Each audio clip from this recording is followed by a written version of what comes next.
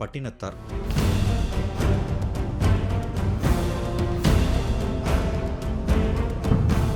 நீங்கள் ஜீவசமாதி வழிபாடு அப்படின்னு ஆரம்பிச்சிங்க அப்படின்னா, அதுவும் குறிப்பாக சென்னையில் இருக்கீங்க அப்படின்னா, முதல்ல எல்லாத்துக்கும் ஞாபகத்துக்கு வர்றது பட்டினத்தார். ஆனால் பட்டினத்தாருடைய ஜீவசமாதி கிடையாது. இது பட்டினத்தார் கோயில் அப்படின்னு சொல்லுவாங்க. ஏன் அப்படின்னா, பட்டினத்தாருடைய உடல் இந்த பஞ்சபூதத்தோட கரைஞ்சிடுச்சு அப்படின்னு சொல்லுவாங்க. நம்ம இதுக்கு முன்னாடி ஒரு வீடியோ போட்டிருப்போம். நிறைய மகான்கள் ஜீவசமாதி அடைஞ்சிருப்பாங்க. ஏன் ராகவேந்திரர் கூட ஜீவசமாதி அடைஞ்சிருப்பாரு. ஆனால் ஒரு சிலர் மட்டும்தான் இந்த உடலையே பார்த்தீங்கன்னா பஞ்சபூதத்தோட கரைச்சிருப்பாங்க. அப்படிப்பட்ட ஒரு மகான் தான் இந்த பட்டினத்தார். இந்த பட்டினத்தாரை பற்றி சொல்லணும் அப்படின்னா, இவர் காவேரி பூம்பட்டினத்தில் பிறந்தவர். இவர் பெரிய செல்வந்தர், அரசரோட நேரடி தொடர்புடைய ஒரு செல்வாக்கு மிக்க ஒரு மனிதர்னு கூட சொல்லலாம். அப்படிப்பட்டவர் திடீர்னு ஒரு தருணத்தில் பார்த்தீங்கன்னா எல்லாத்தையும் உதறி தள்ளிட்டு சன்னியாசியா போயிடுறாரு. அப்படி போகும்போது அவங்க குடும்பத்தில் இருக்கிறவங்க எல்லாருமே என்ன பண்றதுன்னு தெரியாம ராஜா கிட்ட போய், இந்த மாதிரி பட்டினத்தார் சன்னியாசியா போயிட்டாரு, யார் சொன்னாலும் கேட்க மாட்டேங்கிறாரு, நீங்க சொன்னா அவர் கேட்பாரு அப்படின்னு சொல்றாங்க. ராஜாவும் அதுக்கு ஒத்துக்கிட்டு அவரை தேடி போறாரு. அப்ப ஒரு திண்ணையில அவர் உட்காந்துட்டு இருக்காரு. அப்ப ராஜா அவர்கிட்ட போய் பேசுறாரு.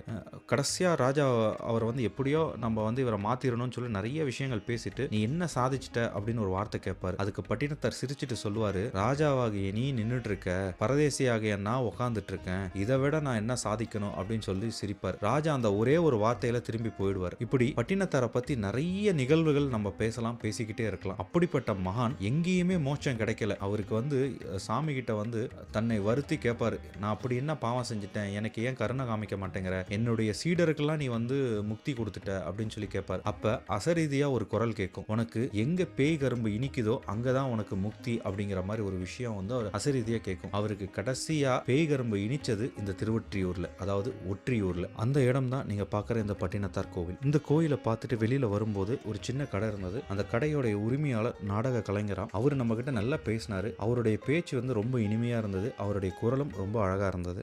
ஐயா வணக்கம். வணக்கம். நம்ம திருவொற்றியூரை பத்தி, திருவொற்றியூர் சுற்றி உள்ள மகான்கள், இங்க உள்ள ஜீவ சமாதிகளை பத்தி வீடியோ எடுக்கணும் அப்படின்னு சொல்லிட்டு வந்திருக்கோம். அதில் முதலாவதாக பட்டினத்தார் ஐயா கோவில். கண்டிப்பா ஐயா. ஏன்னா திருவொற்றியூர் அப்படின்னாலே எல்லாத்துக்கும் முதல்ல ஞாபகத்துக்கு வர்றது பட்டினத்தார். கண்டிப்பா. அந்த மாதிரி இங்க நிறைய மகான்கள் இதை சுத்தி இருக்காங்க.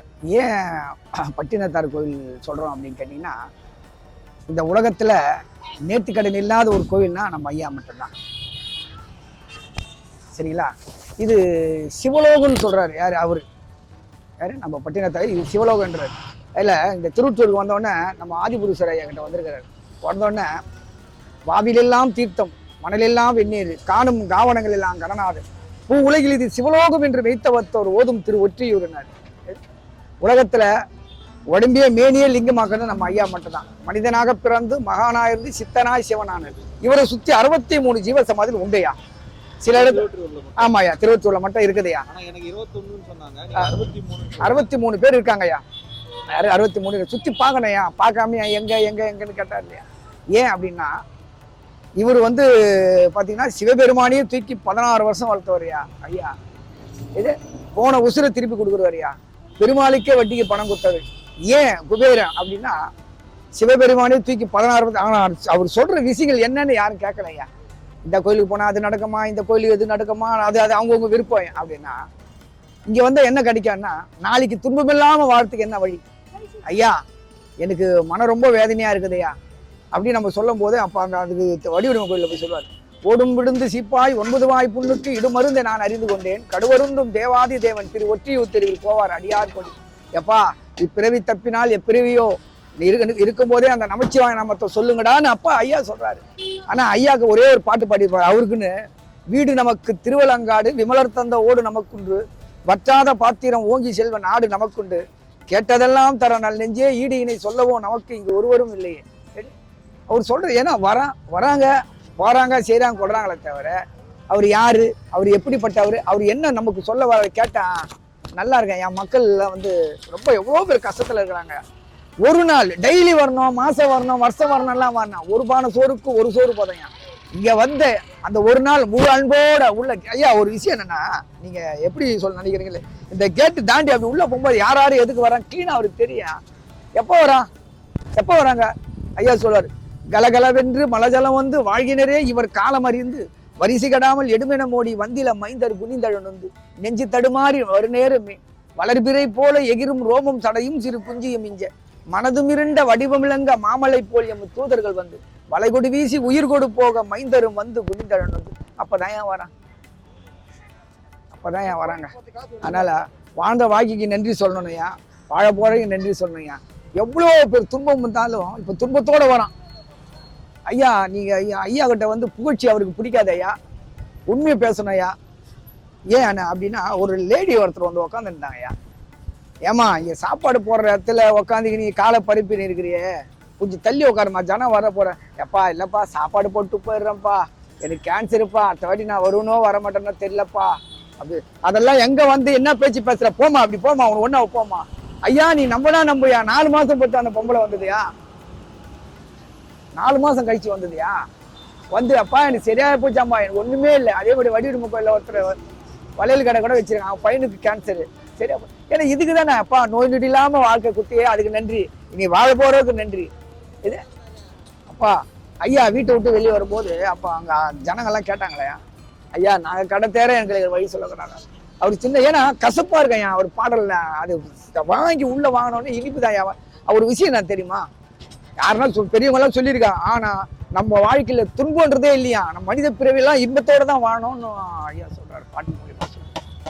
பிறவாதிருக்க வர பெற வேண்டும், பிறந்து விட்டால் இரவாதிருக்க மருந்துண்டு, அதுதான் எப்படியோ அறமாத்தில்லை அம்பலவானர் அடிகமல மறவாதிரு மனமே, அதுதான் நன் மருந்துனக்கு.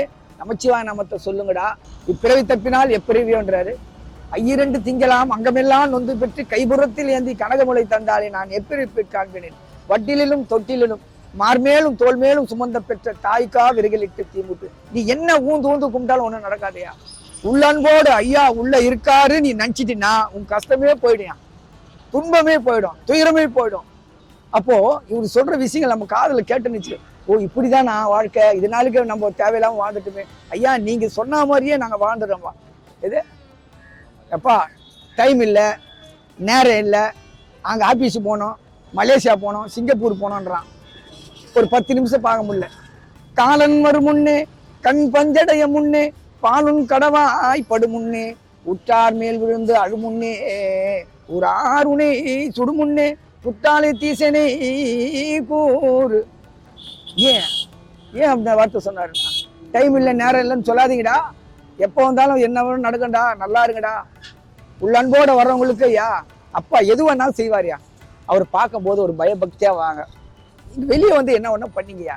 ஐயா பிறந்தவெல்லாம் இருந்து விட்டால் இந்த பூமி தான் தாங்குமா, ஆண்டாண்டு காலமா அழுது கொண்டாலும் ஆண்டவரிஞ்சே திரும்பி வருவதுண்டோ, ஒரு நல்ல கதையுடைய சிவனை வேண்டுங்கள் போட்டு சொன்னேன்னு அதுவே செய்வோம் அப்படின்னு நிறைய சொல்லியிருக்காருயா. எல்லாரும் வரணும், இந்த நல்ல நோய் நொடி இல்லாமல் நல்லா இருக்கணும், அதுதான் நமக்கு சொத்து. அது அப்பாவும் சொல்லுவாரு, வடிவம் கோயில்ல வந்திருக்காரு ஐயா, நம்ம வடிவம் கோயில் வந்திருக்காரு. அப்போ யாரோ ஒரு வார்த்தை சொல்லிட்டாங்க அப்பாவை. அப்போதான் அந்த பாடல் சொல்லியிருக்காரு, இருக்கும் இடம் தேடி என் பசிக்கே அன்னம் உருக்கமுடன் கொண்டு வந்தால் உண்பேன், பெருக்க அழைத்தாலும் என் தேகம் இழைத்தாலும் போகேன் இனி. ஐயா ஒரு பாடல் நடிக்கிறோம், அந்த பாடல் என்ன சொல்லியிருக்காரு, நல்ல சுத்த தமிழா இருக்குதுயா. இது மாதா உடல் சலித்தால் வல்வினை கால் சலித்தேன், வேதாவும் கை சலித்து விட்டான், நாளா இறப்புயிர் சிவனே இன்னும் ஒரு அன்னை கருப்புயிர் வாராமல் காண. அதை முதல்ல போர்டில் போட்டுருக்கு பார்த்தீங்களா, காதற்ற ஊசியம் வாராது காண்கடை இருக்கு. அப்படின்னா என்ன, இந்த உலகின் ஆதாரங்கள் எல்லாம் நிலையற்றது, ஒருவன் இறுதி பயணித்தும் போது தன்னுடன் மனைவி மக்கள் உற்றார் ஒரு யான் கூட வரமாட்டார்கள். நீ தேடி தேடி சேர்த்து வைத்தாய பொன் பொருள் வீடு மனை ஏதுமா சரி காதர்ந்த ஊசி கூட கடைசி நீ செய்து இறைவனிப்பு. அதனால குடும்பத்தோட இல்லறத்துல இருந்து நல்லது செய்யுங்க, துன்பம் இல்லாம வாழுங்க. இந்த பிரிவு போச்சுன்னா பிரிவுன்றதே இல்லையா. அதனால எல்லா மக்களும் நல்லா இருக்கணும்யா, அவ்வளவுதான், வேற ஒண்ணும் இல்லை. ஐயா நம்ம திருவூற்றில் வந்து இந்த கரும்பு இனிக்கிறதுக்கோசம் பாடினாரு. பாத்தீங்கன்னா, கண்டம் கரியதாம் கண்மூண்டுடையதாம் அண்டத்தை போல் அழகியதாம் தொண்டர் உடலருகும் தித்திக்கும் ஓங்குபவள் திருவொற்றியூர் கடலருகே நிற்கும் என் கரும்பே, கடலருகே நிற்கும் என் கரும்பே. ஐயா 1000 பாடல் பாடியிருக்காரு. இந்த திருவொற்றியூர்ல 5 பாடல் பாடினாரு, சும்மா நச்சுன்னு பாடிட்டாரியா. இது சிவலோகம் சொல்றாயா, சிவலோகத்துல இருக்கிறோம் நம்ம வாழ்றோம். அதனால இங்க வந்து எல்லாம் துன்பம் இல்லாம வரும்போது வாசப்படி தொட்டு கும்பிட்டு பயபக்தியா உள்ள போங்க, பயபக்தியா வாங்க. என்ன தயவுசெய்து அவர் வந்து இது பார்த்தீங்கன்னா அந்த மூலஸ்தானத்தை போட்டோ பிடிக்கிறது செய்யறதெல்லாம் நிறையா, அது பின்விளைகள் கொஞ்சம் இதுவாக இருக்குயா. நம்ம ஜனங்கிட்ட அவருக்கு சொன்ன அதை போட்டோ பிடிக்காதீங்கப்பா, இந்த வீடியோ காலில் வச்சு காட்டுறாங்கய்யா, அதெல்லாம் தப்புயா, அதெல்லாம் காட்டக்கூடாதுயா, அதெல்லாம் தெரியல, அறியாமைகள்யா. நான் அப்போ கூட சொல்லிவிடுவேன் அப்பா கிட்ட போய், அப்பா தெரியாமல் பட்டாங்கப்பா, மன்னிச்சுக்கப்பா, தெரியலப்பா அப்படின்னு சொல்லுவேன். அந்த சொல்லும் போது கூட பார்த்தீங்கன்னா அவர் கழுத்துல இருந்து பூ டப்புன்னு விழையா. அப்போ கேட்குறாருயா, உசுரோட உட்காந்துறாருயா. அது யாருன்னா சொன்னா நம்ப மாட்டேன், பைத்தியக்காரன்னு சொல்லுவாங்கய்யா. அதனால எல்லா மக்களும் நல்லா இருக்கணும்யா, நோய் நொடி இல்லாமல் இருக்கணும்ப்பா. எதிர்பார்க்காம செய்துதான் தர்மம்ன்றோம்.